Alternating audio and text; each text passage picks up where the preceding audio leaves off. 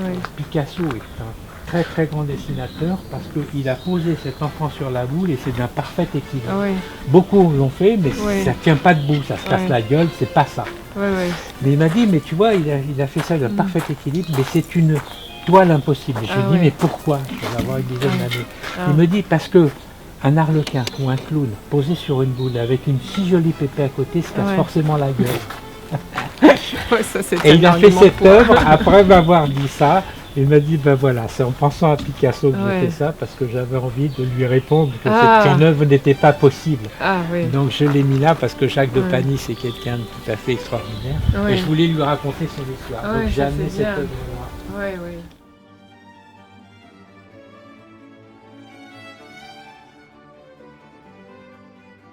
La fade était une fée qui vivait dans les forêts. Et là, elle est en train de mettre un enfant au monde. Il est en train de naître.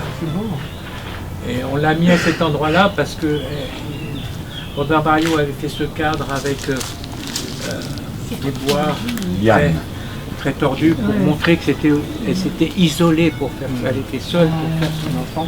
Et le cadre s'y prêtait tellement qu'on est venu l'exposer ici. Voilà. Elle est vraiment à sa place au fond de la forêt.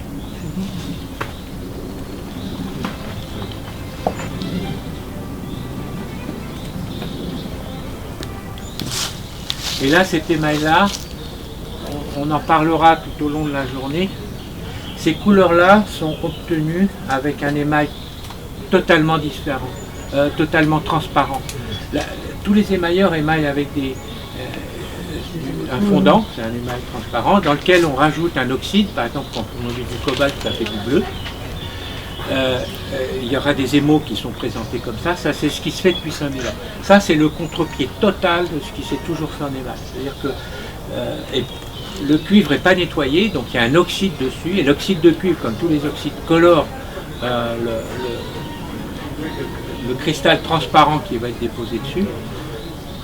Robert Barriot a modifié ces émaux, a monté les températures de cuisson, et c'est uniquement au feu, avec 5 à 7 cuissons successives sur lesquelles il rajoute une très très légère couche de son émail, complètement transparent, qu'il obtient des couleurs totalement différentes, comme celle-ci, très sombre, mais vous allez voir qu'ils vont sur des dorés, des choses extraordinaires. Et il est arrivé à maîtriser les couleurs uniquement au feu.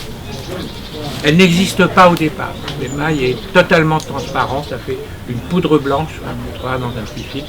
Et c'est des couleurs qui sont... c'est une nouvelle chromatique qui n'existait pas jusqu'à maintenant. On ne trouvera pas de teinte, ce renvoi de la lumière n'existait pas auparavant.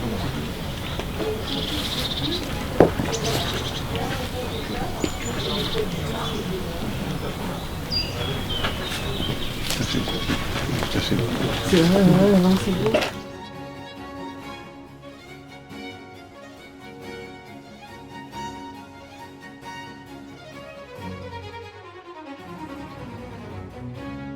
Voilà, c'est le même, tous les deux, sauf le bleu, le tissu, cet animal bleu qui a été mis dessus, mais toutes les autres couleurs, tous les dorés, les pourpres, etc., sont le même émail que la fade. C'est que le feu qui va transformer les couleurs.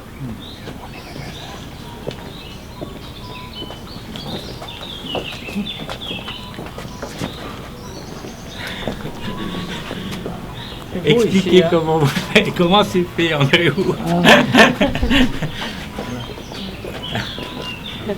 Comment ça fait?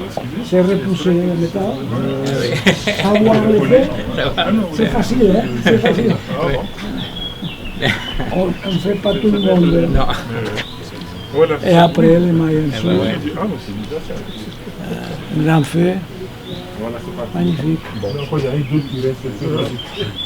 Bonita.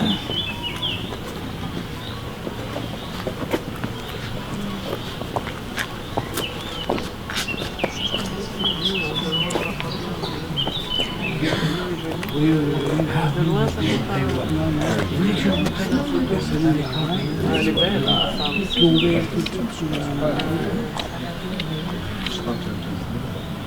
C'est magnifique.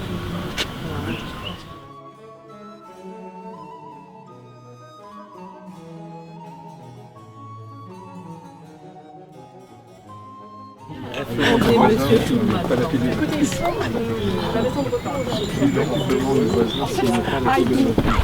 Qu'est-ce que c'est ça?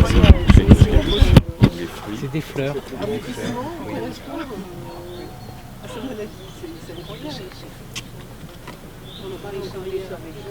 intéressant la disproportion de la tête. Ah, c'est cette perspective. Oui. C'est très difficile en bas-relief comme ça à repousser.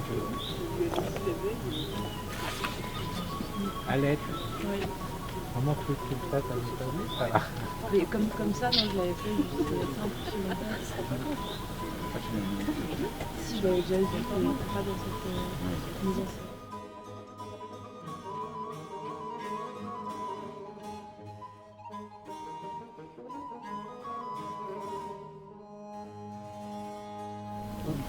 Je peux comparer ça qu'à un chef d'orchestre qui fait démarrer les instruments au bon moment, sans ça c'est une cacophonie. Donc dans le feu, quand on regarde par le four, c'est entièrement rouge rentré, ça ressemble à un fleuve de lave, mais il y a ces légères nuances qui montent à travers, il faut le percevoir et à un moment ouvrir la porte du four et le sortir pour que la couleur qui était imaginée au départ puisse sortir. Mais il y a toujours cet inconnu de s'être trompé, si c'est sorti trop tôt, trop tard. Donc ça peut être toujours un peu corrigé par une cuisson successive, mais il ne pouvait pas cuire au-delà de cette cuisson parce qu'après l'émail devenait complètement transparent, il était trop épais, ça se diluait, et dès qu'on montait à plus de métallurgie, il y avait ce risque. Alors peut-être ça pouvait marcher une 8e fois, mais une 9e fois ça ne pouvait pas marcher. Donc la limite qui s'était fixée, une limite de réussir ces choses en maximum cette cuisson. Est-ce qu'il maîtrisait complètement ce qu'il faisait, ce qui est certainement le cas, ou est-ce que dans le cadre de ces cuissons, il découvrait des choses qui pouvaient l'intéresser ou des surprises de couleurs ou des choses qui l'ont fait progresser, j'imagine. Tout à fait, parce qu'il imaginait, vous verrez plus tard, il y a des choses qui sont flagrantes dans ces choix de couleurs, il savait où il allait dans la couleur, Oui. mais il y a toujours une part d'inconnu dans ce genre de maillage. Oui. Par contre, à chaque cuisson, il s'enrichissait, il comprenait ce qui s'était passé et il maîtrisait au fur et à mesure de plus en plus ça. Parce qu'il a dû avoir des surprises. Ah, les complètement, artistes. oui, il le dit. Des fois, il y a des choses surprenantes qui sont sorties. Oui. J'ai fait des Et qu'il a erreurs, j'ai eu gardé. des échecs. Ou qu'il a gardé. Ah, qu'il a gardé. Qui n'était pas forcément ce qu'il voulait, mais qu'il a gardé. Voilà, tout à fait. Mais en gros, on va dire qu'à 95%, il a réussi absolument tout. Il a maîtrisé. Il avait une maîtrise totale Bah, il y a un peu des...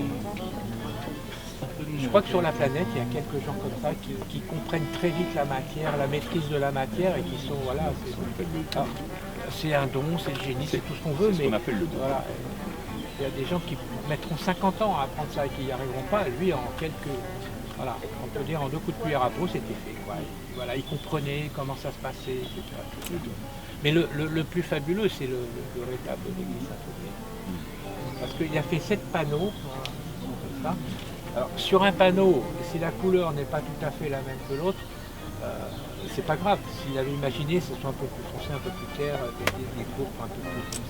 C'était pas... Mais sur 7 panneaux, il a dû réussir 7 fois les mêmes cuissons sur chaque panneau. Mais cette cuisson a Je ne sais fallu... combien de passages. Voilà. Alors, il avait prévu d'en faire 26, mais au bout de 26, ça ne suffisait pas. Donc, il a dû remettre une couche 7 fois. Et c'était pas les couleurs qui souhaitait, donc il a recommencé encore 7 cuissons jusqu'à 49 cuissons. Enfin, il a cuit 7 fois et il a réussi 49 fois le même tour de main.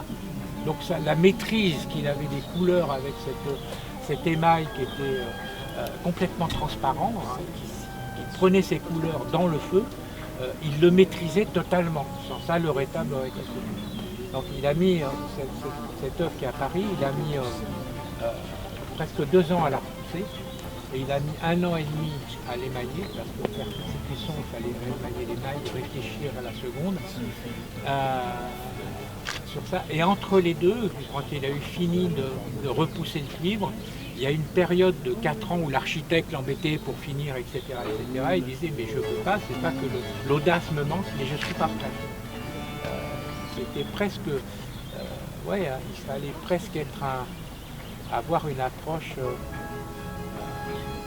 très ascétique de cette pratique, parfaitement en harmonie avec soi, pour pouvoir réussir ce tour de main cette fois.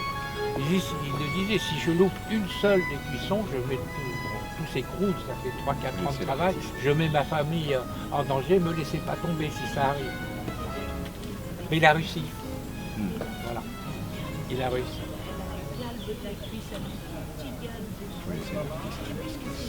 Comment? C'est l'artiste faire ça. Les dorés sont des choses. C'est difficile de comparer cette chromatique à ce qui est existant dans les mailles.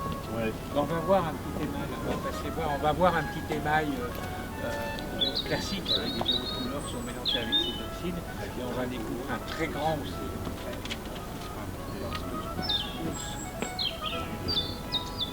C'est une photo très colorée. Et là, pour l'instant, effectivement, c'est sur quelques trois couleurs. Voilà, c'est une nouvelle, Voilà. ouais, c'est une nouvelle ambiance. Il a fait des émaux très colorés. Il y en a en bas aussi. Ouais. Mais sa grande aventure, c'est d'être sorti de ça, d'avoir pris à contre-pied une plaque de cuivre, en gros, pour vous dire, pour pas que l'oxyde sur la plaque vienne perturber l'émail que l'on met dessus, elle est parfaitement décapée, elle est très propre. On met une première couche d'émail, ce qu'on appelle un fondant transparent, pour isoler le cuivre de l'émail que l'on met dessus, de manière à ce que les couleurs que l'on applique ne soient absolument pas modifiées. Ce qu'a fait Mario, c'est tout le contraire. Il a pris un émail complètement transparent qu'il a mis sur un cuivre qui n'est pas nettoyé, et c'est l'oxyde de la plaque qui va venir colorer au feu, se mélanger au cristal qui est dessus, à l'émail transparent qui est dessus, à ce second, et qui va donner les couleurs. Donc on obtient une nouvelle chromatique qui n'existe pas dans toutes les œuvres émaillées que vous avez connues. C'est vraiment une nouvelle façon c'est une nouvelle lumière. En fait, il a étendu la chromatique de ce que se faisait dans l'émail depuis 5000 ans. Il a amené autre chose. Et il a amené le relief aussi. Il n'y a pas d'autres œuvres comme ça dans le monde qui ont ce relief-là. Hein, je ne me trompe pas. Il n'y a pas d'œuvre avec ce relief-là, il n'y en a pas d'autres dans le monde.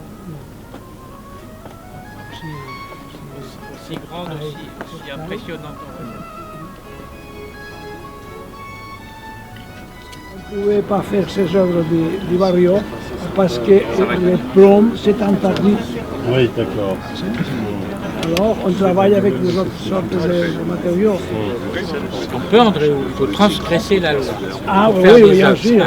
Oui, bien sûr. Voilà.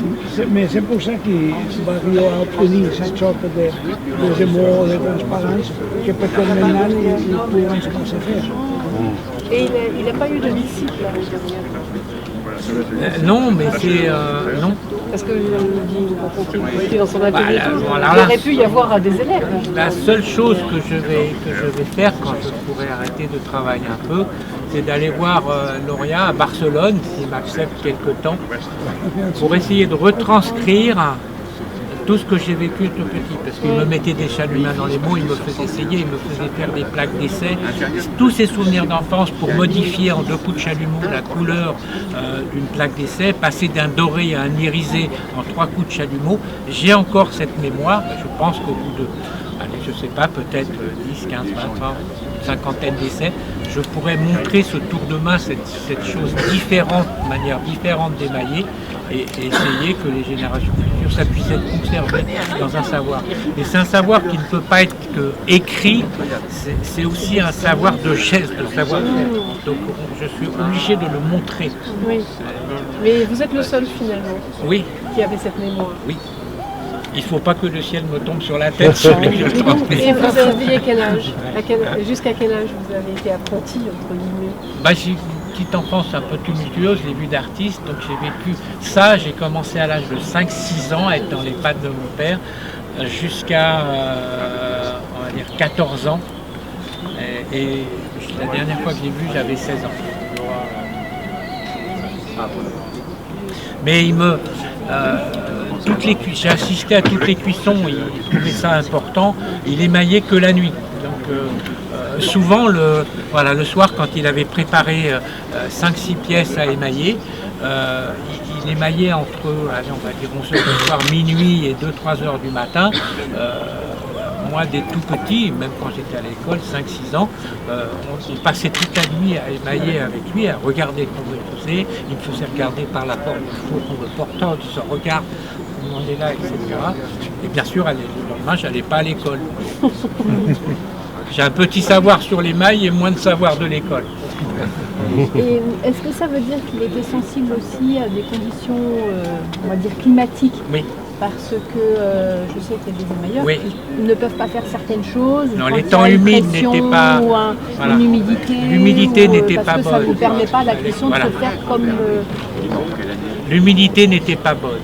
L'humidité n'était pas bonne. Il attendait toujours que le temps soit relativement sec. Mais il était très très proche de la nature, donc ces temps-là, il les devinait. Et c'est comme ici, il y a des magnifiques couchers de soleil, et normalement, on peut prévoir à 2-3 jours près la météo à 2-3 jours, rien qu'avec les couleurs du ciel. C'est très précis. Si ici vous voyez des ciels très rouges le soir, vous êtes sûr qu'il fait beau lendemain. Si vous voyez des choses, des tons verts très pâles, vous êtes sûr que vous allez vous prendre de la pluie le lendemain. Et si vous voyez un ciel argenté métallique, vous êtes sûr d'avoir au moins 60 km/h de Mistral. Voilà. Et alors, autre question par rapport au feu.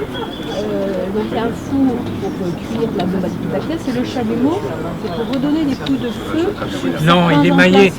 Non, quand il cuisait dans son four, il n'y avait que le four. Oui. Par contre, le four, pour lui, c'était pas quelque chose d'extrêmement précis. Il savait qu'il montait à des températures de 1010-1020 degrés.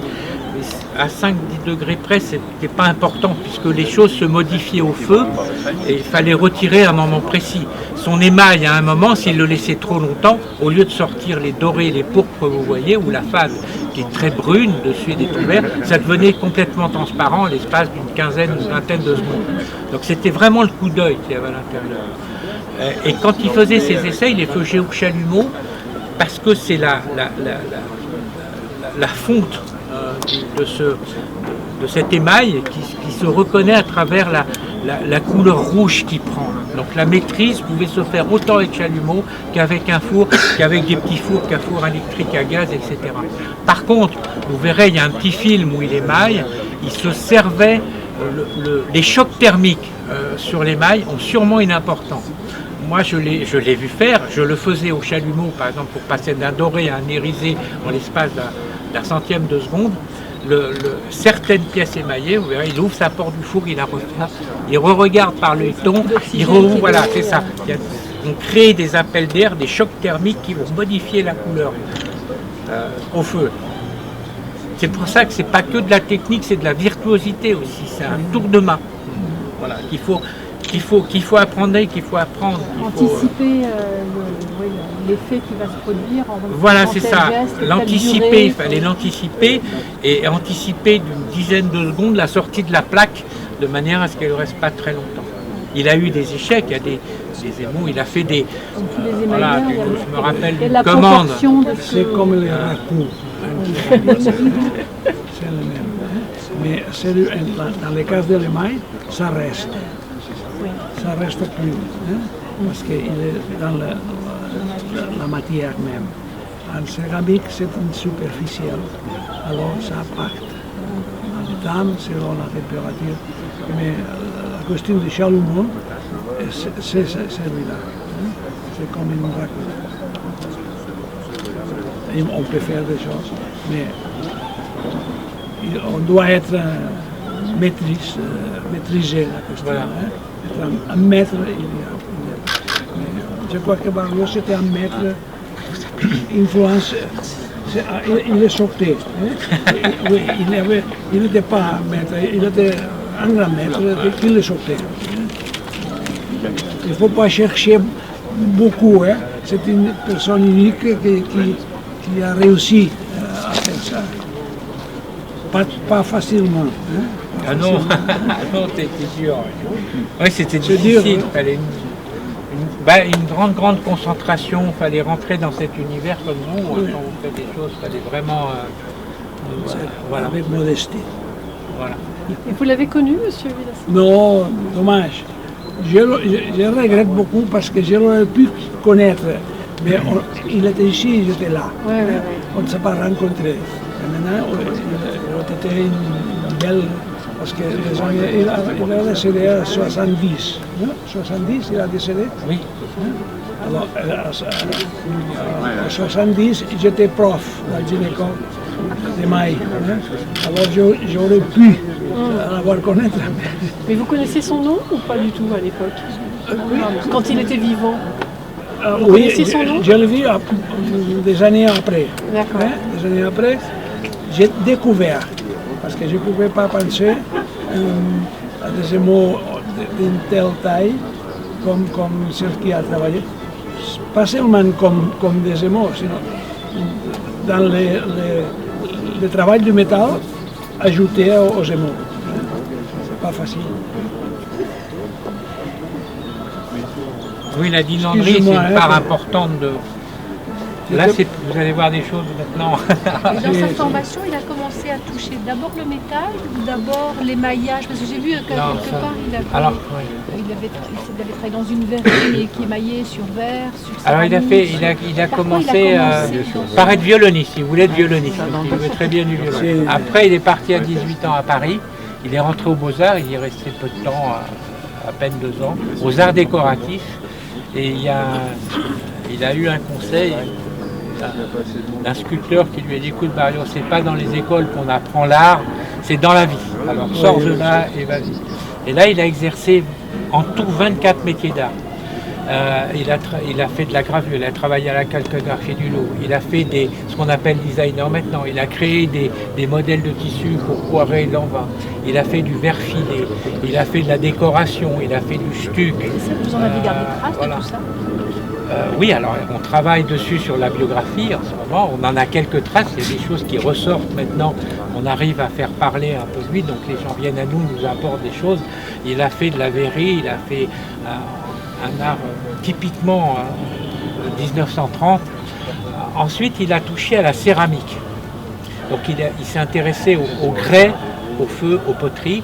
Et il a réalisé pour l'exposition universelle, Catherine, la date de l'exposition. L'exposition coloniale à Paris. À Paris. J'ai aucune mémoire des noms et des dates, c'est difficile, alors pardonnez-moi. Donc il a fait toute la façade en grès de l'église d'Épinay-en-Gard. Donc il a été reconnu comme un maître d'art. Donc il a été médaillé meilleur ouvrier de France pour plusieurs métiers. Ensuite, il s'est intéressé, comme il s'intéressait à tout, absolument à tout, avec le grès, le verre filé, etc. Bien sûr, il avait à ses dispositions des fours, c'est probablement là qu'il a fait tous ses essais d'émaux sur cuivre. Et d'une manière classique, on va voir des émaux très classiques, et aussi dans la recherche. Il ne s'est pas arrêté à un savoir. Il s'est rendu compte qu'en nettoyant pas bien le cuivre, en mettant un fondant, ça changeait les couleurs, etc. Alors, pourquoi, je ne sais pas, ça fait peut-être partie du génie, du talent, du don, etc. Il est parti dans cette recherche pour essayer de maîtriser des couleurs qui sont très belles, celles que vous voyez, qui n'étaient pas maîtrisables par les émailleurs. Il est arrivé à les maîtriser, à faire de très grandes œuvres avec. Mais c'était un foisonnement d'imagination, d'essai, de passion. Il n'avait pas d'a priori dans les choses. De rencontre de personnalité, là vous parlez d'un sculpteur qui un peu déterminé dans le fait de... Comment il s'appelait, Catherine? Jean Bappier. Ah oui, la voie de l'apprentissage traditionnel, mais est-ce qu'il y a d'autres personnalités qu'il a pu rencontrer, qui l'auraient impressionné ou qui l'auraient encouragé dans tel... Non, il aimait, à chaque fois qu'il rentrait un artiste, il aimait l'art. Il n'avait pas de notion de temps. Il me parlait autant des dessins qui avaient été faits à Lascaux, qui étaient aussi contemporains que ce qu'on fait maintenant. Il n'avait pas cette notion de temps. Tous les artistes au cours de l'histoire, que ce soit les Égyptiens, les Grecs, le Moyen-Âge, les contemporains, dans le Paris des Montparnasse, il a connu Fernand Léger qui venait le voir, etc. Il était dans cette émulation-là dessus. Et pour lui, il n'y avait pas d'a priori sur les choses. C'est comme dans l'émail. À son époque, il y avait les grands émaux, on se contentait de fours, on n'imaginait pas faire des choses gigantesques comme vous allez voir. lui, il n'avait pas d'a priori. On lui a dit, est-ce que tu pourrais nous faire ça? Oui, parce que c'est beau, parce qu'on peut y arriver, parce que il n'y a pas de four qui existe, et ben on va construire des fours, on va les inventer, on va les faire. Ces grandes plaques de métal qui sont si on les chauffe à 1000 degrés, si on les laisse plates, comme beaucoup font des mailleurs, sur cette taille-là, elles vont complètement se déformer, c'est impossible. Donc il a fallu donner du relief pour que la plaque tienne, c'est le relief qui va donner l'appui de la plaque. Donc qu'elle tienne, puisqu'il faut donner du relief. Je fais de la dinanderie, mais il n'a jamais appris, il avait une dextérité manuelle et une intelligence de la matière qui était extraordinaire.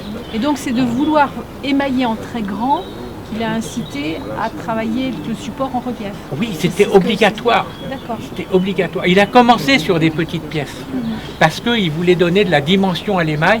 Parce que son émail apporte une nouvelle lumière, une nouvelle accroche de la lumière.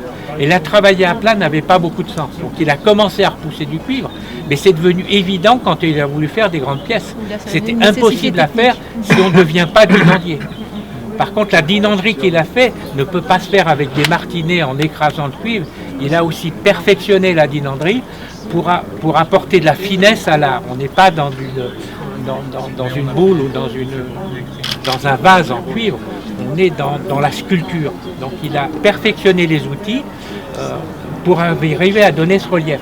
C'est là qu'il est devenu dinandier, mais il a appris ça extrêmement vite. En quelques années, c'est devenu regardez la qualité des repoussages, un maître dinandier comme il y a très peu sur la planète. Vous allez voir d'autres œuvres qui sont d'une perfection technique, ou même les galériens, c'est quelque chose d'impressionnant, ce travail de la matière. Il y a un journaliste qui connaissait bien, voilà, c'est l'appareil photo, M. Marcoux, qui connaît aussi bien ça, qui a été fasciné par ça. Et pour montrer sa totale maîtrise technique de connaître la matière, j'ai mis une œuvre à l'entrée qui est de l'aluminium. L'aluminium, c'est un métal cassant qu'on ne peut pas forger, qu'on ne peut pas repousser, dont on ne peut pas faire des œuvres d'art. Dans l'exposition universelle qu'il a faite, on lui a dit, mais on ne peut pas, Barriot, forger de l'émail. Il a dit, mais bien sûr qu'on peut. C'est à l'homme d'aller chercher la matière et de le faire. Et il l'a fait avec ce Maurice Relinac, une plaque d'aluminium repoussée, où dessus, il a donné tous les rendus de matière, la peau, le col de la chemise qui est lisse, le fond, le velours. Il est arrivé à une perfection. Il n'en a pas fait d'autres, c'était simplement pour montrer que ce qui paraissait impossible pouvait être fait. Et je ne sais même pas s'il existe sur la planète une autre plaque d'aluminium repoussée comme ça. C'était un défi total. Donc il n'avait pas de barrière à l'imagination. Et est-ce qu'à votre connaissance, il avait pu voir des émaux en relief qui étaient présentés au musée de Cluny? Je ne sais pas. Catherine, parce que moi, le seul précédent que je connais sur une technique qui soit un petit peu comparable, et peut-être pour les mêmes raisons, parce qu'on aborde le monumental, c'est à la Renaissance, et c'est Pierre Courtet qui fait ça. Oui. Y a la plaque la plus grande.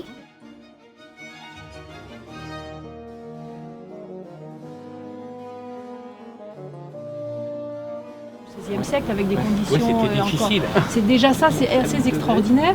Et sa plaque, elle est modulée en relief. Et l'idée qu'on avait, c'était que peut-être cet émailleur avait voulu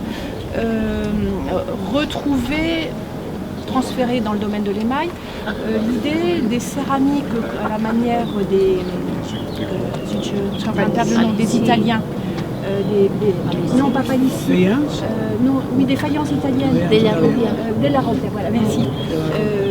Qui donc modelaient leur sculpture et les émaillaient par-dessus avec des effets de chair, de costume, de velouté,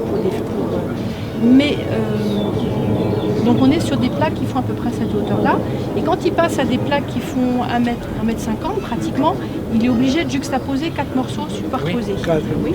Mais probablement pour la même raison, le fait de travailler en grand, il a dû façonner en relief et donc martelé par le revers de la même manière. Moi je pense qu'il y a plusieurs raisons. C'est que l'émail, on va dire traditionnel que travaille Nouria ou Andréou, sont plus épais. Oui. Donc plus vous agrandissez la plaque, plus les phénomènes de restreinte se font et risquent de fendre l'émail. Donc ça pose déjà là, on a un problème technique. Donc le fait qu'il ait pu réaliser ces grandes plaques, c'est parce qu'il a fait un émail qui se travaille d'une façon beaucoup plus mince dessus. Ce qui est en couleur, on va le voir sur un émail, est beaucoup plus petit, donc la restreinte va rester dans ce qui est maîtrisé. Mais émailler des grandes plaques de cette manière-là, en cuivre poussé, et qui ne peuvent pas être épaisses, parce que pour avoir le rendu, c'est impossible, faut travailler, c'est de la dentelle, il faut travailler de manière très fine. C'est grâce à l'émail qui s'est fabriqué, qui se travaille beaucoup plus mince et qui supporte beaucoup plus la restreinte. Donc ces émaillages que vous me dites, il y avait cette contrainte technique, c'est que plus on agrandit la plaque, plus les problèmes de restreinte sont importants.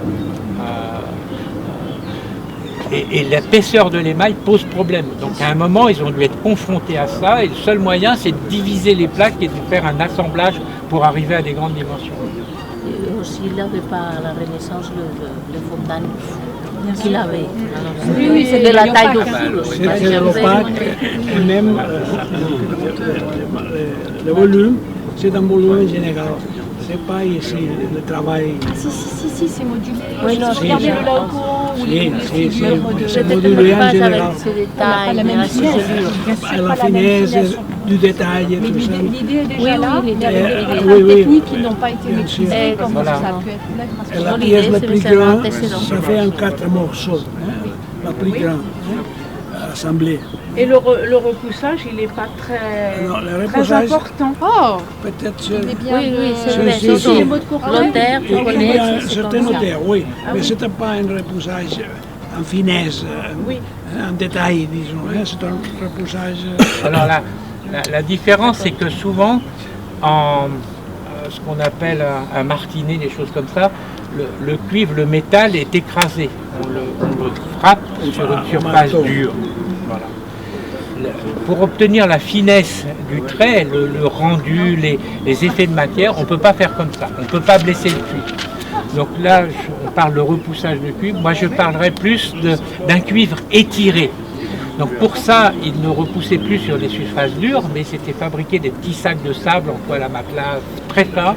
Il avait des outils en bois de différentes duretés, manière à aller chercher le cuivre et l'étirer. Il ne fallait surtout pas le marquer. Donc on a une... Dans ça aussi, on a une... Mais je ne sais pas sur la planète ce qui a été fait, mais on a en plus une dimension de dinanderie, de perfectionnement de ce travail de la matière qui augmente ça. Sans ces nouveaux outils, on ne pouvait pas atteindre cette finesse. Donc il a inventé les outils pour faire ça. C'est juste une question, je ne suis pas spécialiste de tout ça, question d'émail, mais par exemple, il n'a pas du tout travaillé l'émail cloisonné parce que ce qu'il fait, c'est tout en relief, ça n'est pas tellement en creux. Or, est-ce qu'il a fait des œuvres plus qui s'approche de l'émail cloisonné, qui est une autre technique, j'imagine? Non, il est tout de suite parti dans des grands... Lui, il fait du relief, alors qu'il y a aussi l'émail en creux, vous savez, en alvéole. Non, ça, il l'a jamais fait. Est-ce que c'est plus dur l'émail cloisonné ou ce qu'il a fait au niveau de la technique? C'est tout à fait différent. C'est deux techniques complètement différentes. Chambre levée ou cloisonné, ce sont des techniques, mais pour les pièces... Mais ça n'a pas intéressé du tout d'expérimenter ce... Parce que c'est très beau aussi, l'émail cloisonné. Oui, mais on est plutôt dans des miniatures. Oui.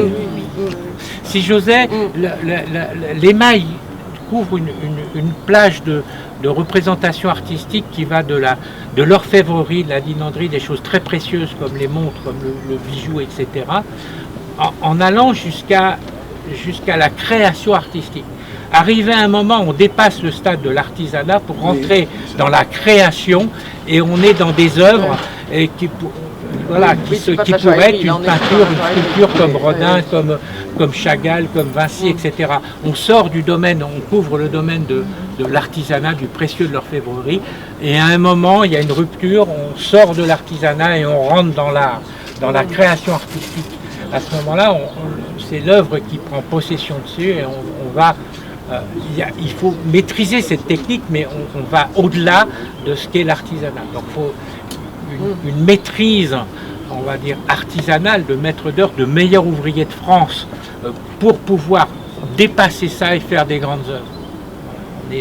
Ça couvre, l'émail couvre cette plage qui est énorme de ça va création. même au-delà, je crois, parce que c'est vrai que l'émail, c'est aussi le matériau. Oui. Et je reviens, c'est un peu le hasard, je suis retournée à Taipei la semaine dernière, donc j'ai retrouvé des collègues que j'avais vus l'année dernière.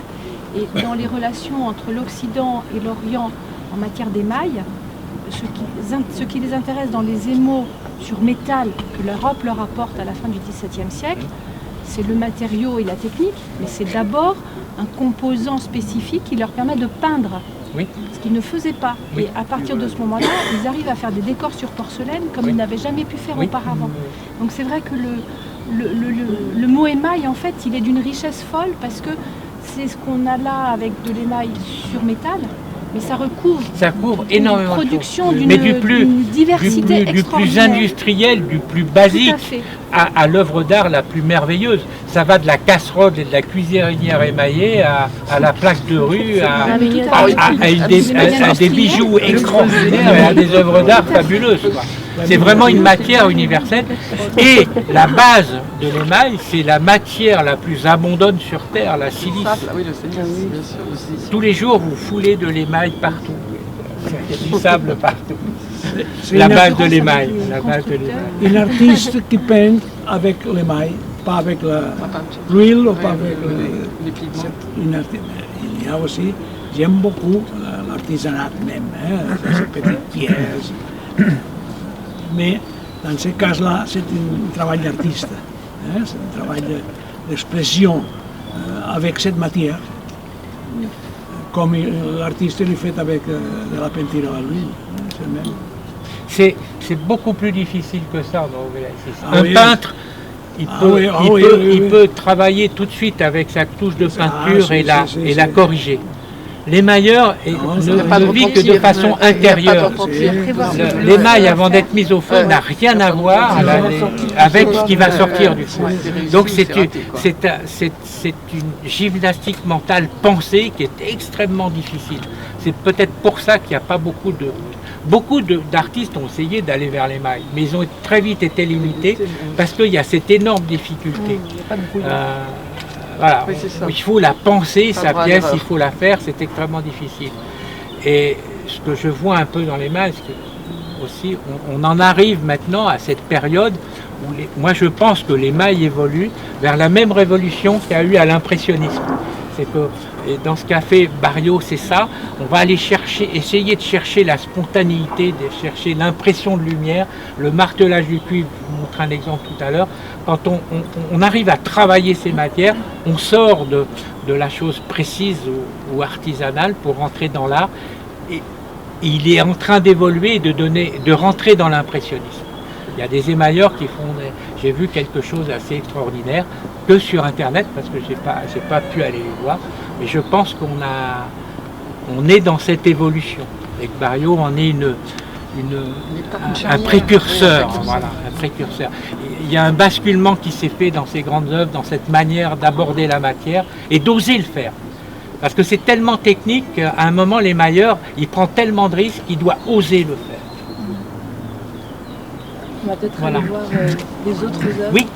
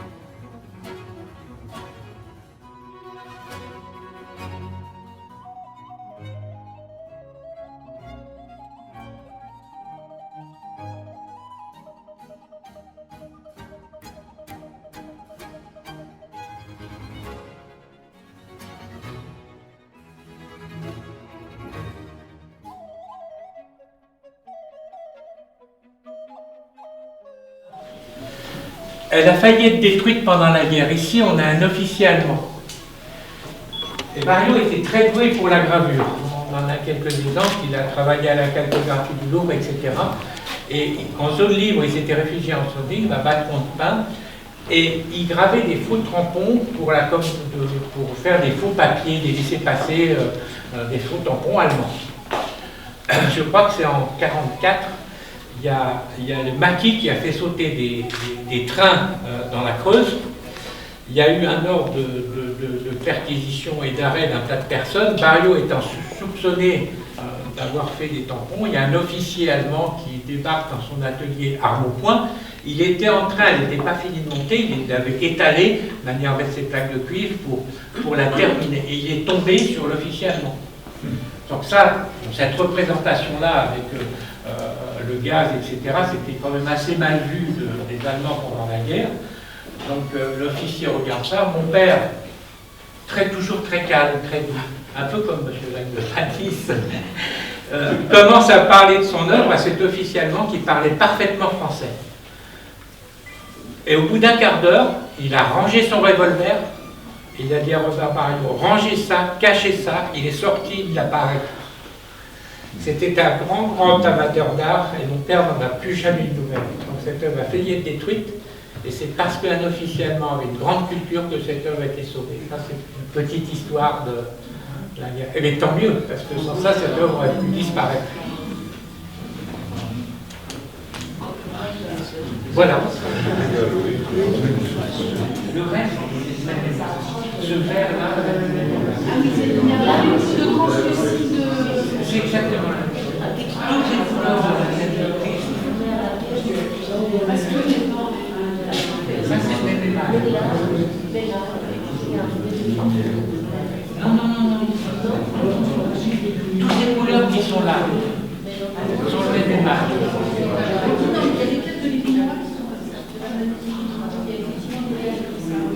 Qui sont activés. Alors, est-ce que par exemple, vous utilisez du sel ou quelque chose qui aurait pu catalyser une réaction chimique à un endroit? C'est vraiment que la cuisson. C'est que son émail. L'émail était fait au pinceau. On a un émail plus épais, etc. Il ne rajoutait rien dessus. Je formule différemment ma question.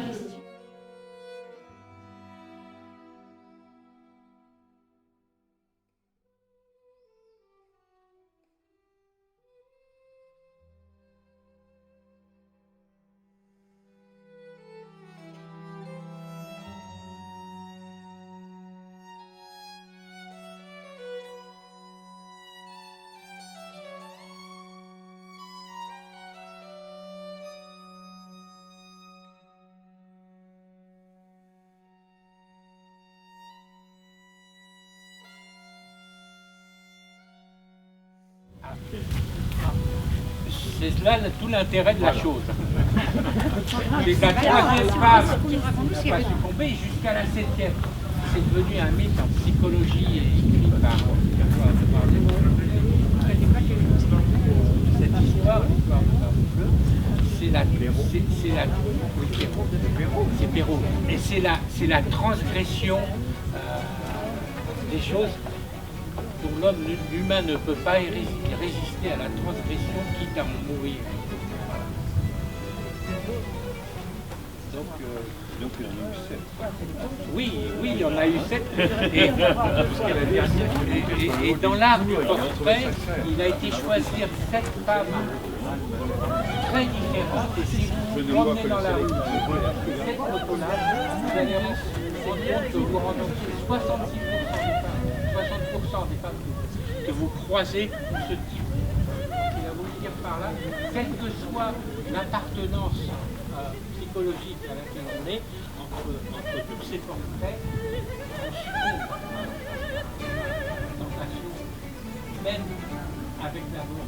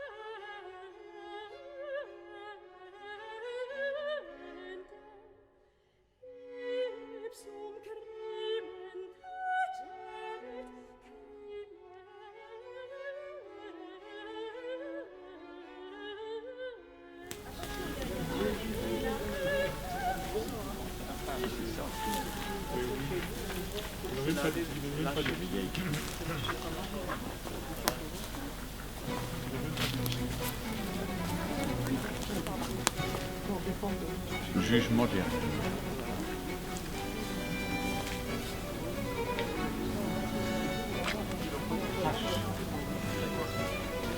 Pas sûr qu'il a encore. Non. Voilà, les vendeurs. Autant dans la phase où cette histoire de la Renaissance qui se perpétue dans la France, mais qui est l'histoire de la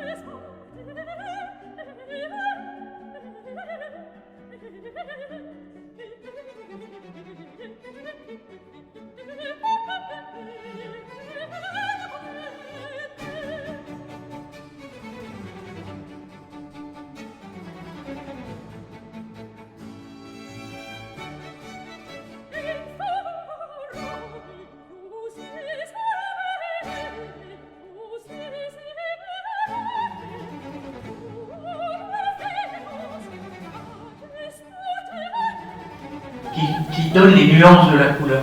Et vous avez vu qu'au feu, il observait très très attentivement à travers l'œil du four la montée en température, les rouges-orangés qu'il y avait sur cette plaque, et qui sortait très très vite la plaque, parce que s'il mettait trop de temps, ça changeait les couleurs et il n'obtenait pas ce qu'il voulait. Donc il était extrêmement attentif dans ces moments-là. C'est une cuisson à chaque fois de combien de temps? Oh, c'était très rapide. Une cuisson ne durait pas plus de... Je ne sais pas, je dis en France, je ne peux pas l'estimer comme ça, mais moi je le ressens comme ça, quelques minutes, c'est très rapide. Même une plaque de cette taille qui est très mince dans un four à 1000 degrés, en l'espace de 2-3 minutes, elle a atteint les 1000 degrés. Donc c'était entre 2 et 5 minutes qu'elle fait. Oui, c'était très rapide sur cette chose-là. Est-ce qu'il y a eu une pièce ratée? Est-ce qu'il y a des pièces ratées? Jamais complètement, mais une petite histoire. Il avait été commandé une statue pour un sœur de l'Annonciation dans cette affaire-là. Oui, qui a une moustache. Oui, c'est ton collège. Voilà. Le collège du Sacré-Cœur. Collège du Sacré-Cœur. Donc, pour compliquer nos études, comme on n'avait pas beaucoup de sous, mon père faisait une statue, des choses comme ça. Donc, il avait fait une statue. Et il se trouve qu'il n'a pas contrôlé complètement le visage et il s'est trouvé avec une moustache. Donc il a dû la refaire. Donc il ne pouvait pas contrôler absolument tout. C'est peut-être la seule œuvre qu'on est vierge qui a une moustache. Ça, c'est bien. Donc voilà. Donc j'ai plus grand chose à dire. Vous avez vu le martelage de cuivre, la précision et le temps qu'il fallait pour ça. C'était ces petits outils en bois qui permettaient, ces petits sacs de sable qui permettaient ce martelage très très fin de cuivre. Donc dans la didanterie aussi, il a perfectionné toutes ces techniques pour arriver à cette finesse. Sans perfectionner ces techniques, on ne pouvait pas arriver à la finesse de repousser de didanterie qu'il a obtenue à travers les œuvres qu'on a vu, la finesse de la fade, les galériens qui sont extrêmement torturés, jusqu'à repousser de l'aluminium réputé complètement impossible puisque cassant à repousser. C'était vraiment un travail de la matière extrêmement précis. Voilà. J'ai André Roux à côté de moi. Je vais lui passer le micro. Voilà. Pour qu'il vous dise un peu. Alors André Villassi a créé l'école des arts appliqués de Barcelone. C'est un grand émailleur. Alors, j'en dirai pas plus parce qu'il est trop modeste. Mais j'aimerais qu'il vous dise ce qu'il pense en tant qu'émailleur, qu'expert en émail de l'œuvre de Robert Barrios. Merci. Je vous en prie. Merci, bonsoir à tous. Je souscris les paroles qu'il a dit à Frédéric sur Madame de Cadiz. Merci, parce que vous avez fait une belle ouvrage ici. Merci aussi pour ce courage qu'ils ont de se faire avec maintenant toute la famille, ce courage qu'il a mené toujours avec sans délai sur l'œuvre de son père. Comme mon langage n'est pas très bon, vous permettrez, je vous lise une pensée que j'ai faite sur Robert Barriot.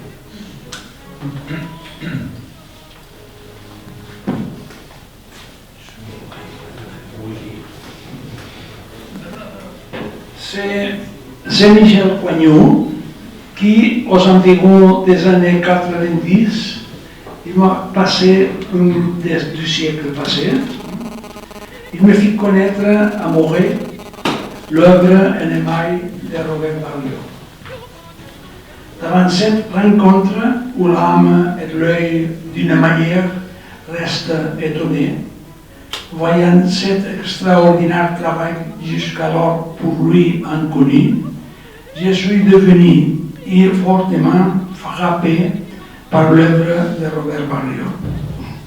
En ce sens, connu l'œuvre, mais pas la personne qui pouvait faire ça, j'y pensais à un personnage géant, fourni de gros bras, d'amples mains pour manœuvrer ces grandes pièces, ces formats inusuels, les battre, les repousser, les émailler, les enfourner, les défourner, aplatir.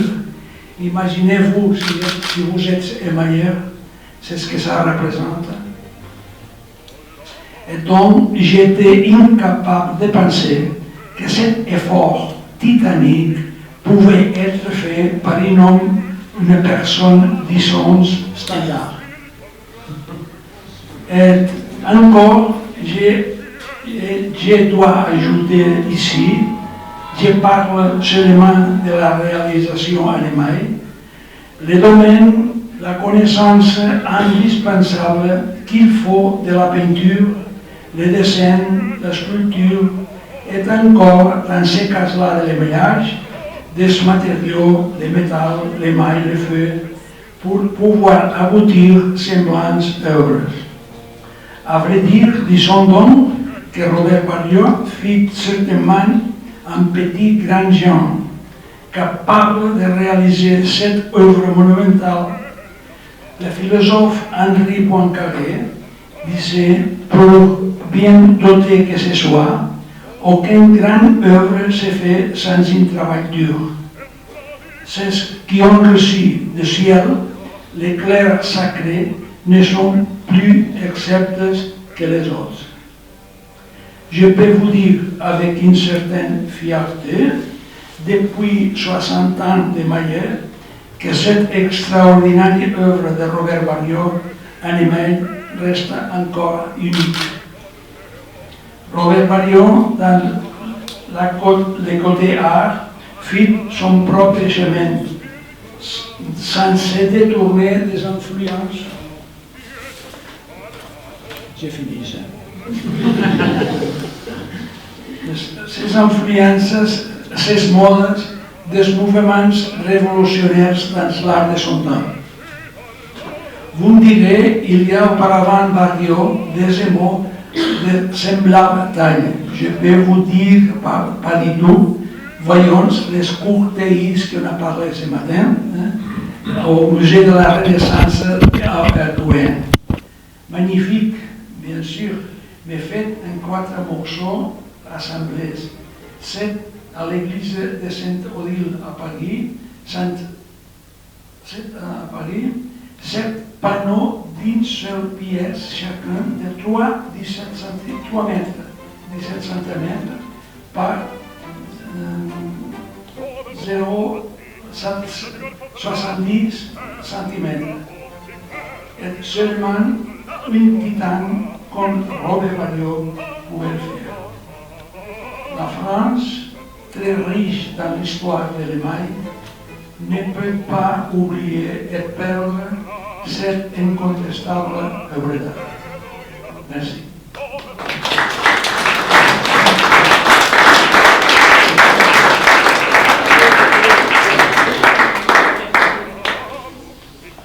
Et bien voilà, j'espère que vous avez passé une bonne journée dans ce merveilleux environnement. Et je remercie encore Jacques, Anis et Marie-Sophie d'avoir su amené cet officier, de vous avoir convaincu de venir. J'espère que la journée vous a plu et que vous avez passé en effet une découverte. Voilà, je vous remercie tous. À